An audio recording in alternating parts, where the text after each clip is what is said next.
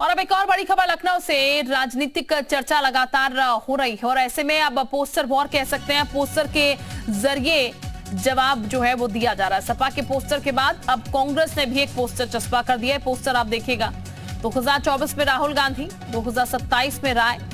ये पोस्टर कांग्रेस की तरफ से जारी किया गया और आपको याद होगा हाल फिलहाल सपा की तरफ से एक पोस्टर जारी किया गया था, जहां पर सपा के एक कार्यकर्ता ने प्रधानमंत्री जो है वो अखिलेश यादव को घोषित एक तरीके से कर दिया था और उन्हें ये देखिए देश के भावी प्रधानमंत्री घोषित उन्हें कर दिया था। दो पोस्टर है। पोस्टर वॉर जो है वो बहुत फेमस है उत्तर प्रदेश में और राजनीति में जो है पोस्टर वॉर अक्सर चलती है, लेकिन यहाँ पर पोस्टर के जरिए जो है वो जवाब दिया जा रहा है, क्योंकि वॉर तो कर नहीं सकते, एक साथ गठबंधन में है, तो ऐसे में जवाब देने का तरीका जो है वो बदल चुका है। हालांकि ये जरूर कहा जा रहा है कि सब कुछ ठीक है, लेकिन ये जो पोस्टर सामने निकल के आ रहे हैं वो जरूर दिशा और दशा तय कर रहे हैं। तो ये आपको बता दें, पोस्टर में राहुल गांधी को प्रधानमंत्री बनाने का जिक्र हुआ है। अजय राय को 2027 में सीएम फेस बता दिया गया। पोस्टर में लिखा है कि 24 में राहुल, 27 में राय। सपा ने पोस्टर में अखिलेश यादव को भावी प्रधानमंत्री बताया था। जो दूसरा आप देख रहे हैं, वहीं कांग्रेस के बीच पोस्टर वॉर लगातार चल रही है। कांग्रेस के पोस्टर वॉर से पहले सपा कार्यालय के बाहर भी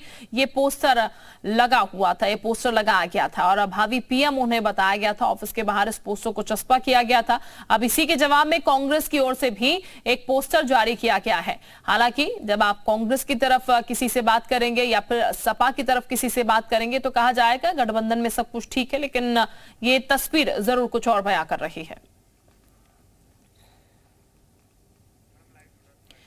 तो ये आपको बता दें, प्रधानमंत्री राहुल, सपा के प्रधानमंत्री अखिलेश और सपा के बाद अब कांग्रेस का पोस्टर वॉर। अब कौन प्रधानमंत्री है, कौन सीएम फेस है, इनमें वॉर पलटवार जो है वो जरूर चल रहा है, क्योंकि गठबंधन तो बन चुका है इंडिया, लेकिन जो फेस है वो तय नहीं हुआ है और वो कैसे तय होगा ये जरूर देखना होगा, क्योंकि सारे क्लैशेस इसी बीच है। हर एक कार्यकर्ता जो है, कांग्रेस पार्टी का जो कार्यकर्ता है वो राहुल गांधी को प्रधानमंत्री फेस मानकर चल रहा है। सपा का जो कार्यकर्ता है वो अखिलेश यादव को प्रधानमंत्री का फेस मानकर चल रहा है। लेकिन ऐसे में सामंजस्य बैठाया कैसे जाएगा? गठबंधन में तो सारी पार्टियां आ चुकी हैं, लेकिन अब ये जो एक चेहरा चुनना है, जिस चेहरे पर लड़ाई करनी है, वो चेहरा कैसे चुना जाएगा, सबसे बड़ी बात ये है। क्योंकि कांग्रेस की तरफ से भी ये दावा किया गया था कि इंडिया गठबंधन चुकी हो चुका है तो 60% वोट तो उन्हें ही मिलेंगे। विशाल इस वक्त हमारे साथ ज्यादा जानकारी के साथ जुड़ चुके हैं। विशाल का हम रुख कर लेते हैं। विशाल, ये भले ही कहा जा रहा हो बाहरी तौर पर कि सब कुछ ठीक चल रहा है, लेकिन जो तस्वीरें बयां कर रही हैं और जो पोस्टर के जरिए कहा जा रहा है वो ज्यादा समझ में आ पा रहा है और ये भी जनता भी समझ पा रही होगी कि आखिर असल में हो क्या रहा है। देखिए, बिल्कुल निश्चित तौर पर उत्तर प्रदेश में पोस्टर पॉलिटिक्स पूरी तरह से अब जोर पकड़ चुकी है और जो मध्य प्रदेश की लड़ाई थी, जो मध्य प्रदेश की जो रार थी, वो अब उत्तर प्रदेश में भी आ चुकी है। मैं इस वक्त कांग्रेस दफ्तर के ठीक बाहर मौजूद हूं और सबसे पहले मैं आपको तस्वीरें दिखाता हूं कि दो तरह के जो पोस्टर्स हैं वो लगाए गए हैं। खास बात यह है कि आपको हम तस्वीरें जो दिखा रहे हैं वो बताने के लिए काफ़ी है कि किस तरह से उत्तर प्रदेश में समाजवादी पार्टी और कांग्रेस के बीच में रार जो है वो बढ़ती जा रही है। एक कांग्रेस दफ्तर के ठीक बाहर एक पोस्टर लगाया गया है जिसमें आप देख सकते हैं कि विशाल में वापस आपके पास लौट रही और तस्वीरें देखेंगे, लेकिन प्रियंका गुप्ता इस वक्त हमारे साथ कांग्रेस से जुड़ चुकी है। प्रियंका, बहुत स्वागत आपका आज उत्तर प्रदेश उत्तराखंड पर। प्रियंका जी, मैं आपसे जानना चाहूंगी, एक तरफ अखिलेश यादव के पोस्टर हमने देखे थे, अब दूसरी तरफ राहुल गांधी के पोस्टर हम देख रहे हैं। गठबंधन में तो सब कुछ ठीक चल रहा है, लेकिन मैम पोस्टर ये क्या हो रहा है? देखिए सुल्फी जी, मुझे लगता है कि जो एक कार्यकर्ता होता है उसकी निष्ठा जो होती है, उसका उत्साह होता है, ये वही है। क्योंकि एक पार्टी की, मैं कांग्रेस पार्टी की कार्यकर्ता हूँ और मैं समझती हूँ कि मेरे नेता राहुल गांधी जी और पीएम कैंडिडेट भी हैं, परंतु ये जो गठबंधन है, जो डिसीजन मेकिंग भूमिका में है, जो संयोजक कमिटी है, ये डिसाइड करेगी कि कौन प्रधानमंत्री का चेहरा होगा। ये सिर्फ कार्यकर्ताओं का उत्साह है, कार्यकर्ताओं का जो निष्ठा है, ये उसको उस रूप में देखने की आवश्यकता है और मैं समझती हूँ इसका गठबंधन से कोई लेना देना नहीं है। हर पार्टी का कार्यकर्ता यही चाहता है। इसमें कुछ भी ऐसा नहीं है जिसको हम लेकर जो है ना कॉन्स्पिरेसी कहेंगे, हम इसको लेकर कोई लड़ाई झगड़ा कहें।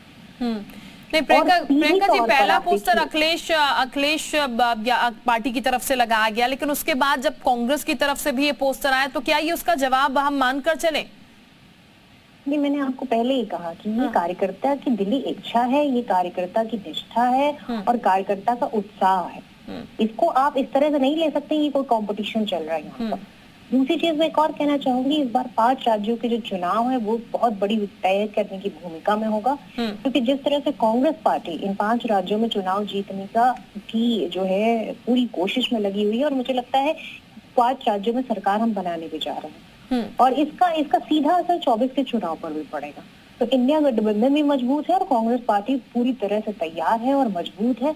इस बार चुनावी मैदान में जब हम जाएंगे तो जनता के मुद्दों पे जाएंगे, क्योंकि जनता के मुद्दे ज्यादा इम्पोर्टेंट है, क्योंकि आज के समय में उन्हीं मुद्दों को कहीं ना कहीं दरकिनार किया जा रहा है, चाहे वो महंगाई हो, चाहे वो बेरोजगारी हो। ठीक है प्रियंका जी, मैं वापस आपके पास आती हूँ। फखरुल हसन साहब भी इस वक्त हमारे साथ जुड़ चुके हैं सपा से। फखरुल जी, बहुत स्वागत आपका जी उत्तर प्रदेश उत्तराखंड में। फखरुल जी, एक पोस्टर आपकी तरफ से लगाया गया था, अब एक पोस्टर जो है कांग्रेस ने भी लगा दिया 2024 में राहुल, क्या कहेंगे आप?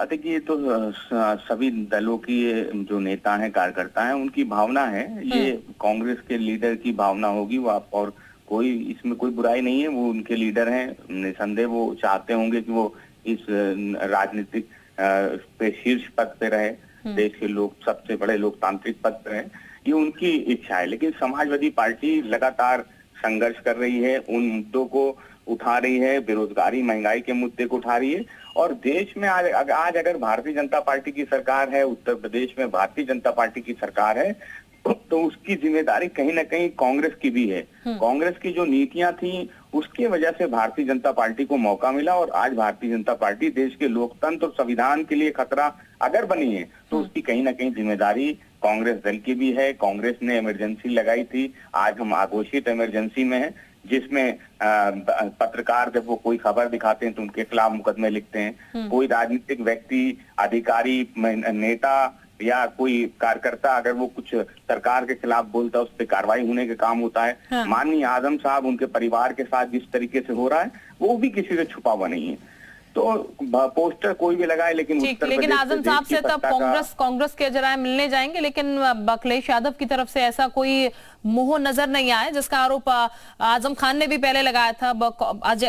आजम खान की तरफ से कम कांग्रेस ध्यान दे रही है फखरुल साहब। कांग्रेस तो उत्तर प्रदेश के राज्यपाल से भी एक बार मिल चुकी है माननीय आजम साहब के खिलाफ मुकदमा लिखवाने के लिए। तो ये तो कांग्रेस का चरित्र है जो मैंने आपको बताया, तो उस पे हमें कुछ भी टिप्पणी नहीं करनी। ये देश की जनता जानती है। प्रियंका जी, माननीय आजम साहब के खिलाफ जिस तरीके के मुकदमे लिखे उसमें कांग्रेस और भारतीय जनता पार्टी दोनों शामिल हैं, किसी को भी उसमें हम आप माफ नहीं कर सकती जनता। ठीक, प्रियंका जी आप कुछ कहना चाहेंगे? चरित्र डिफाइन कर दिया आपका तो पूरा पार्टी का। देखिए, ये इस पर मैं कुछ नहीं कहना चाहूंगी, मैं बस इतना कहना चाहूंगी कि आज भारतीय जनता पार्टी से हमारी लड़ाई है। हाँ। और भारतीय जनता पार्टी की जो नीतियां हैं उसका विरोध में हम खड़े हुए हैं। और रही बात आजम खान जी की, तो उनसे हमारे जो प्रदेश अध्यक्ष हैं अजय राय जी, वो मिलना चाहते हैं और वो पूरी तरह से जो है उन चीजों को देखना चाहते हैं कि आज जो हो रहा है, आज किस तरह से जो है समुदाय को दबाया जा रहा है, और इन सारी चीजों पर भी मुद्दों पर बात होनी चाहिए। क्योंकि इन मुद्दों पर मुझे नहीं लगता कि सपा पार्टी को इंटरेस्ट ले रही है, परंतु कांग्रेस के अगर वो कार्यकर्ता होते तो कांग्रेस के कार्यकर्ता होने के नाते उनके साथ इतनी जो नाइंसाफी हो रही है वो नहीं होती। ये मैं सीधे सीधे कहना चाहती हूँ। ठीक, शुक्रिया प्रियंका जी आपका। फखरुल हसन चांद आपका भी बहुत शुक्रिया, आप दोनों का ही बहुत शुक्रिया हमारे साथ जुड़ने के लिए। विशाल हमारे साथ इस वक्त बने, विशाल का भी एक बार रुख करते हैं। विशाल, दोनों ही पार्टी के जो लोग हैं वो ये कहते हुए नजर आ रहे हैं कि ये भावनाएं हैं, लेकिन ये जो भावनाएं हैं वो मन के भीतर रहे, क्योंकि सब कह रहे हैं सामंजस्य से एक फेस जो है वो डिसाइड होगा, लेकिन मन के भीतर रहे तो ठीक है, लेकिन बाहर जब आ रही है तो जाहिर तौर पर ये मौका जो है वो बीजेपी को भी देते हुए नजर आ रहे हैं कि जब फेस पर ही इतने क्लैशेस हैं तो अगर गठबंधन चलेगा कैसे?